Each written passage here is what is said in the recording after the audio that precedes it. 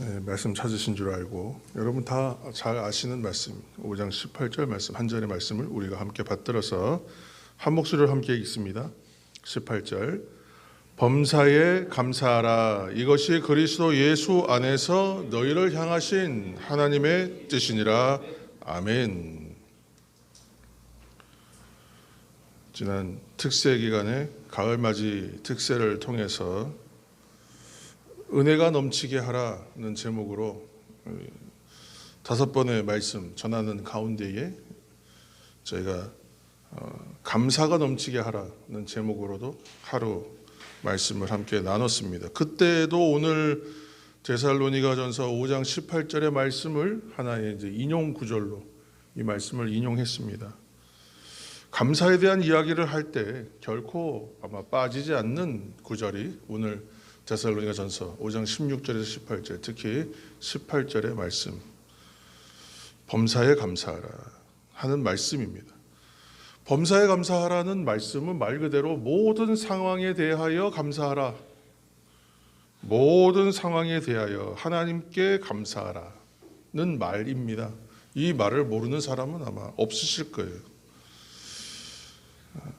모든 상황에 대하여 하나님께 감사한다는 것은 우리가 생각하기에 참 좋은 일, 감사할 수밖에 없는 또 감사할 만한 일들에 대해서만 감사한 것이 아니라 크고 중요한 일들에 대해서만 감사하는 것이 아니라 작고 사소한 것일지라도 좋지 않은 일일지라도 안 좋은 것이라 할지라도 그 모든 일들에 대하여 감사하라는 뜻입니다. 그러니까 감사가 아니고서는 지나가는 순간이 없다는 얘기와 같아요. 모든 것이 감사가 되어야 한다는 말이 되어버립니다. 굉장히 어려운 말이에요. 사실은 범사에 감사하라. 기쁠 때나 슬플 때나 여러분 이제 결혼하실 때 가장 많이 듣는 이야기 그때 아니에요? 기쁠 때나 슬플 때나 아플 때나 병들었을 때나 높아졌을 때나 낮았을 때나 머리가 뭐 될 때까지요? 퍼뿌리가 될 때까지. 여러분 그때까지도 함께 하라고 하는 것처럼 감사하라는 얘기 참 어려운 이야기입니다. 자, 오늘 범사에 감사하라. 근데 그 말씀이 우리가 이제 이 말씀을 잘 알아야 되죠. 근데 말씀을 잘 알려면 말씀을 잘 보아야 되는데 어떻게 이어지고 있는가? 이것이 그리스도 예수 안에서 너희를 향하신 하나님의 뜻이다. 하나님의 뜻입니다. 이렇게 말하고 있거든요. 우리를 지으시고 구원하시고 자녀 삼으신 하나님의 뜻이라는 것입니다. 우리 하나님께서 우리 각 사람에게 원하시는 것은 무엇입니까? 하나님의 뜻이죠. 그것이. 우리는 하나님의 뜻 알기를 원하고 하나님의 뜻 알기를 소원하여 늘 기도하고 신앙생활의 초점이 어디에 있냐면 하나님의 뜻을 분별하는 것에 많이 가 있어요. 그런데 정말 하나님의 뜻은 성경의 말씀에 이미 다 기록되어서 선포되어 있습니다. 그 말씀 가운데 무엇이 있냐면 대표적인 것 하나가 범사에 감사하라는 거예요. 오늘 하나의 대표적 예를 들어서 우리 하나님의 뜻에 대한 이야기를 하는 것입니다. 그러므로 우리가 모든 상황 가운데에서 감사하지 않고 감사하지 못한다면 그러면 하나님의 뜻을 우리가 따르지 않는 것 또는 따르지 못하는 것이 되는 거예요. 일단 이렇게 여러분 한번 이 말을 정리해 놓고 오늘 이제 말씀을 나누겠습니다. 우리는 주님이 가르쳐 주신 기도, 주기도문이라고 불리는 우리 주의 기도로 함께 기도하실 때에 아버지의 뜻이 하늘에서와 같이 어떻게 해요? 땅에서도 이루어지게 하소서 이렇게 기도해요. 그러면 하나님의 뜻이 하늘에서도 이루어지고 땅에서도 이루어진다는 것은 하나님의 뜻이 이 땅 가운데 살아가는 우리들의 삶을 통해서도 구현되어야 된다는 말이잖아요.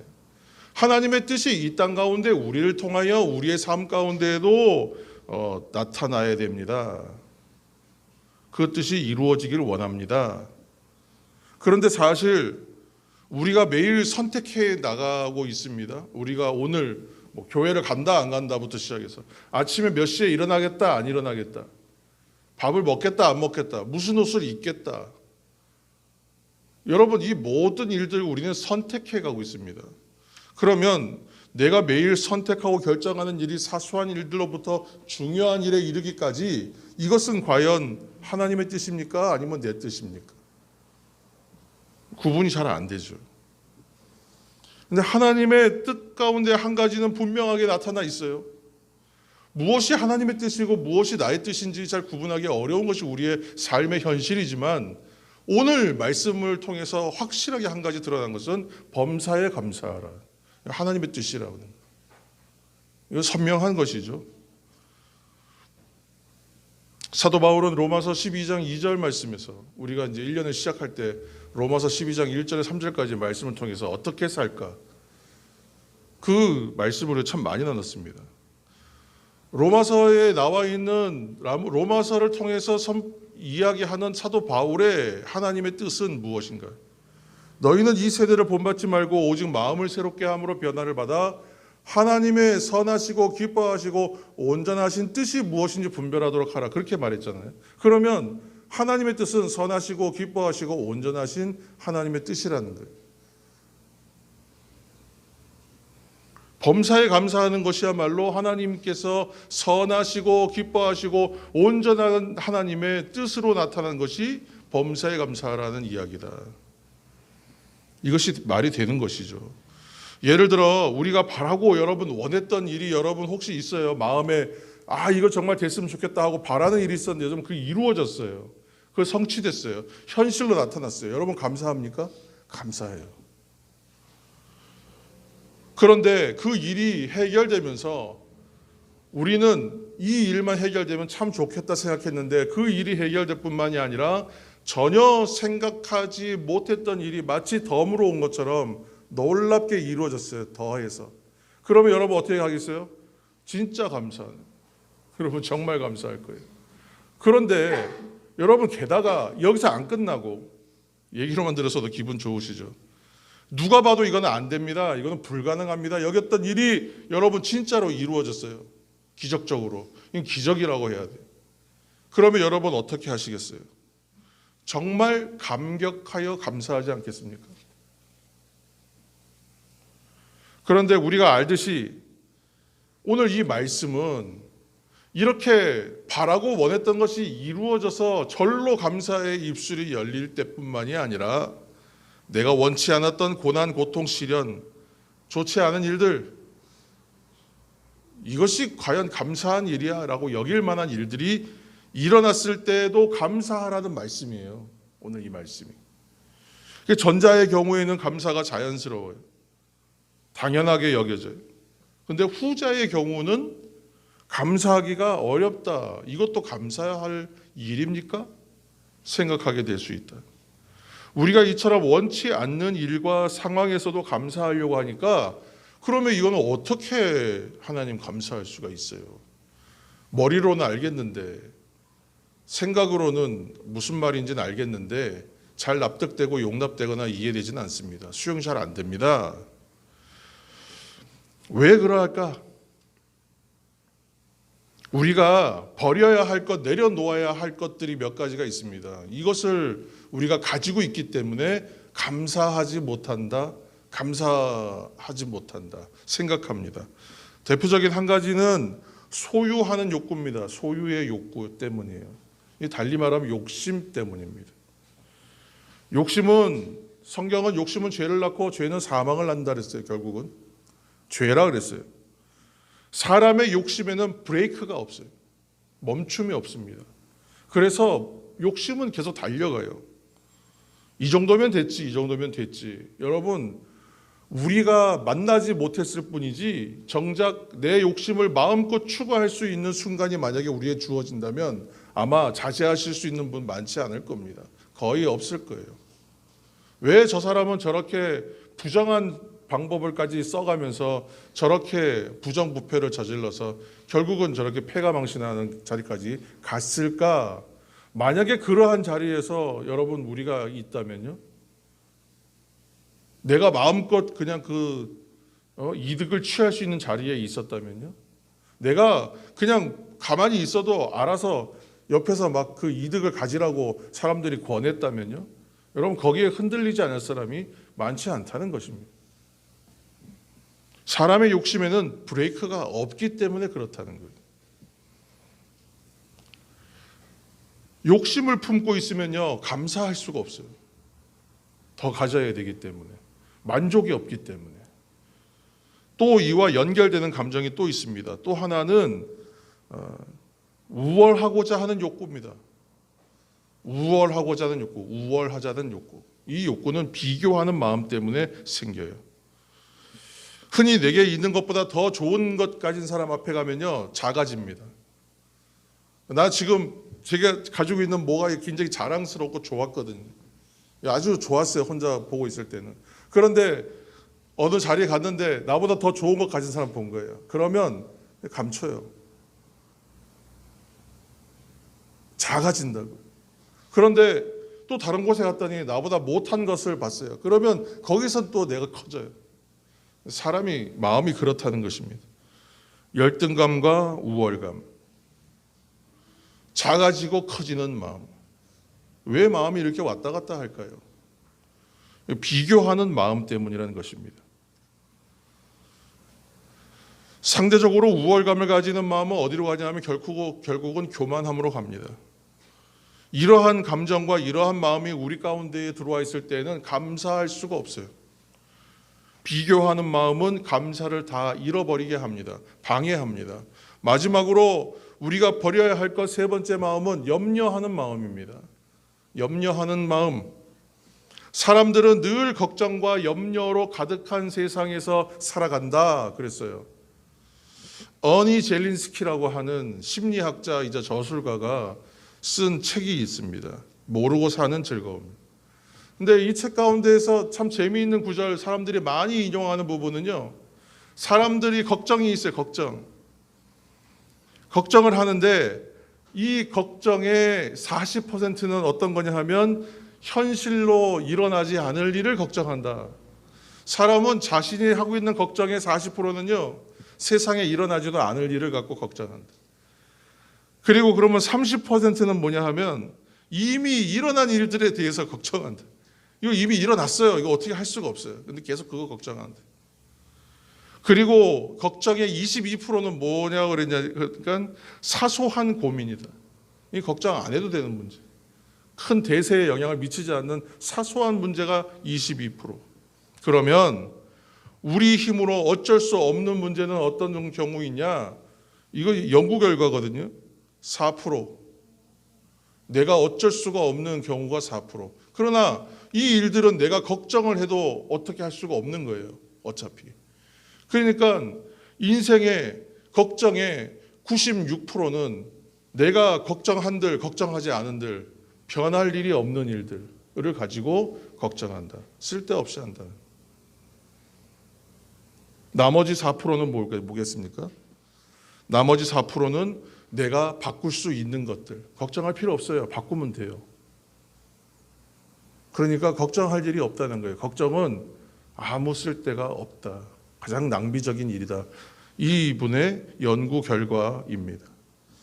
여러분, 이 결과를 내가 100% 신뢰하지는 않더라도 하나님께서 우리에게 뭐라고 말씀하십니까? 주님께서 마태복음 6장 33절, 34절 말씀하셨어요. 내일 일을 위하여 염려하지 말라. 내일 일은 내일이 염려할 것이요. 한 달의 괴로움은 그날로 족하다 말씀해 주셨거든요. 걱정하지 말라고, 염려하지 말라고. 다 먹이시는데. 너희는 그의 나라와 그의 의를 구하라 그랬어요. 하나님의 나라에 집중해라. 하나님의 뜻에 집중해라. 그랬거든요. 오늘 빌립보서 말씀 한 절 읽겠습니다. 빌립보서 4장 6절 말씀. 여러분 화면을 보셔서 함께 읽습니다. 4장 6절. 아무것도 염려하지 말고 다만 모든 일에 기도와 간구로 너희 구할 것을 감사함으로 하나님께 아뢰라. 아멘. 욕심,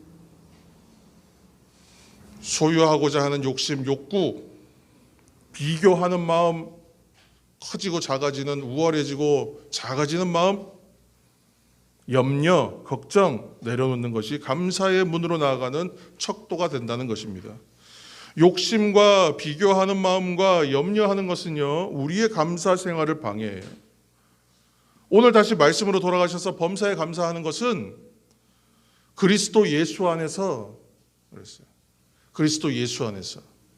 사도 바울이 가장 많이 쓰는 그의 신학의 대표적 표현이 뭐냐면 en Christos, in Christ, 예수 안에서, 그리스도 안에서, 주 안에서라는 말이라고 그랬습니다. 그렇죠?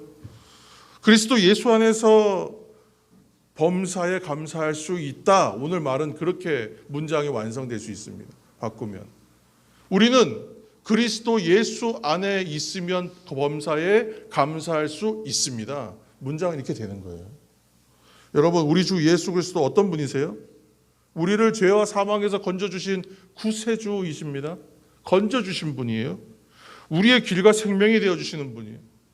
우리의 소망이 되시는 분이에요. 생명이 되세요. 우리의 선한 목자가 되세요. 우리의 믿음의 시작이자 동반자이시자 그 완성까지 함께 하시는 분으로서 우리의 완성을 보실 분이에요. 그 주님이 우리와 동행하세요. 그러므로 나로서는 됩니까? 안 됩니까? 나로서는 안 될 수 있어요. 나로서 안 되는 경우가 너무 많습니다. 나로서 안 되는 일이 너무 많아요. 그러나 엔크리토스 주님 안에 있을 때 어떻게 됩니까? 우리가 주 안에 있단 말이에요. 그러면 됩니다. 여러분 믿으시면 아멘 하십시오. 여러분 주 안에 있으면 된다니까요. 이건 우리가 너무 알고 있는 사실이잖아요. 주 안에 있는 나에게 딴 근심이 있으랴. 예수 안에 있으면 근심이 없다고 우리는 찬송했거든요. 왜냐하면 이 찬송을 부르면서 은혜를 받는 이유는 이것이 사실이기 때문에 그렇다는 거예요. 우리는 신앙은 사실이라 그랬어요. 믿음은 사실이라 그랬어요. 성경은 사실이라 했어요. 그 사실 자체가 갖고 있는, 진실이 갖고 있는 힘이 있어요. 진실은 다른 것으로 굽혀지거나 가려지지 않습니다. 훼손되지 않습니다. 이 절대적인 것입니다. 하나님의 말씀이 그렇습니다.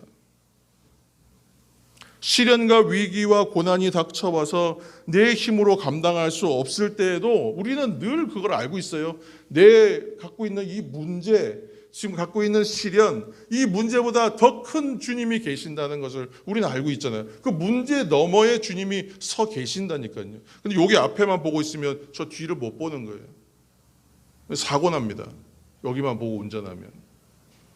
멀리 봐야 돼요. 앞에 신호등만 보면 사고 나는 거예요. 앞에 신호등 만약에 고장나서 꺼져 있으면 여러분 뭘 봐야겠어요? 멀리 있는 신호를 봐야 되는 거 아니에요? 우리가 그 여유가 없다는 거예요. 그 시각을 못 가진다는 거예요. 근데 주님을 바라보고 있어야 돼요. 주님을 바라보고. 표대를 향하여 내 삶이 어디 안에 있는지를 바라보고 현실 작은 것에 전전긍긍하면서 일희일비하며 살 수는 없다는 거예요. 그리스도인은. 문제보다 더 크신 주님 안에 내가 있으므로 오히려 찬송가 95장에도 그런 고백이 있죠. 나의 기쁨 나의 소망 되시며 나의 생명이 되신 줄. 나의 기쁨 나의 소망 나의 생명이 되신 주님이 내가 그 안에 있다. 뭐가 걱정이 되겠어요? 그때서야 우리는 범사에 감사할 수 있다. 내가 지금 주님 안에 있구나. 안심하는. 내가 주님 안에 있구나. 감사할 수 있는 거예요. 안심이 되는 거예요. 그런데 눈에 보이는 상황만 보고 그 문제에만 골몰하고 낙심한다면 당연히 감사할 수가 없어요. 사랑하는 여러분, 어제도 그랬고요.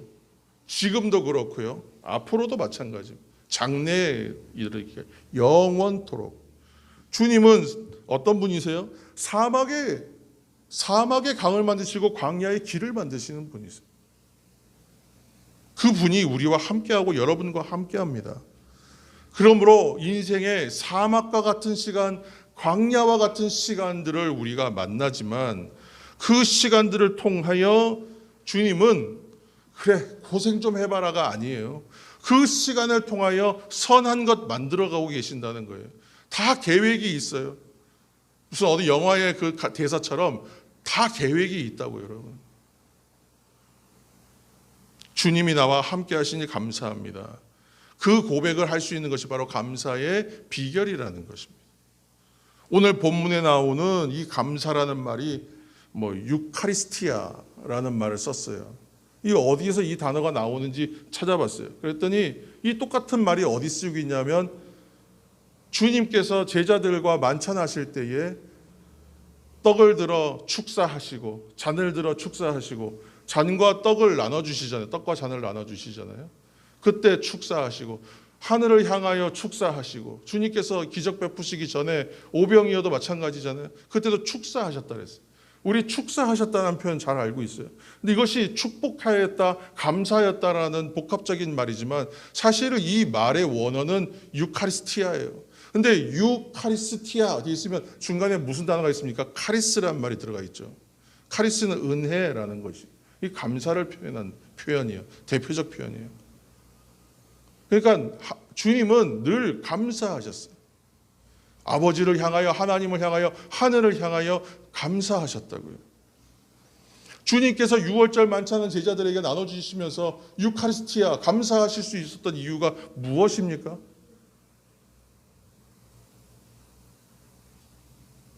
몸을 주시고 살이 다 찢기시고 피가 다 쏟아질 것을 기념하는 자리예요. 의미를 설명하는 자리였어요. 아픔의 자리잖아요. 그러나 이 일을 통하여 이들이 기억할 일들이 얼마나 그들에게는 소망이 될 건지, 내 몸이 찢기고 내 피가 쏟아져서 많은 생명들이 살아나고 영원한 생명들을 이제 믿기만 하면 소유될 이 사람들을 향하여 쏟아내시는 그것이 감사하셨다는 거예요. 피눈물 나는 감사의 이야기가 유카리스티아입니다.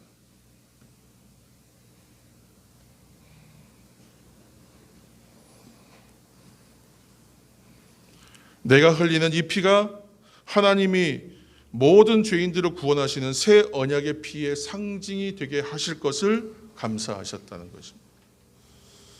사도 바울이 예수 안에 있으므로 우리는 범사에 감사할 수 있습니다.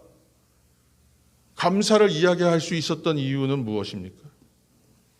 그가 수많은 고초와 어려움을 겪고 고난을 겪고 두들겨 맞고 갇히고 모욕을 당하고 그러면서도 일체의 비결을 배웠다고 할 만큼 고백할 수 있고 감사할 수 있었던 것은 그가 엔크리스토스 예수 안에 있는 사람이었기 때문에 그렇습니다. 그게 너무 좋은 거예요. 자기는 너무 이것이 기쁨인 거예요. 너무 감사한 거예요. 그 안에 있으니 평안하고 그 안에 있으니까 참 좋다. 특세 때 여러분 말씀 들으셨 분은 기억하시겠지만 예수님께 병 고침을 받은 10사람의 나병 환자 중에 돌아와서 감사한 사람 한 사람뿐이었습니다. 사마리아 사람. 주님께서 그 사람 향하여 이렇게 말씀하셨어요. 누가복음 17장 19절 말씀. 그에게 이르시되 일어나 가라. 내 믿음이 너를 구원하였느니라 하시니라. 아멘. 그는 감사함으로 인해 병을 고쳐 육신의 생명, 몸의 건강함만 얻었을 뿐만이 아니라 이 땅의 생명만 건진받은 것이 아니라 이 땅의 삶만 그가 구한 것이 아니라 영원한 생명에까지 얻었다. 구원의 은혜를 받았다라고 말씀드렸어요. 감사는 더 큰 감사가 되고 감사는 기적을 일으킨다 그랬어요.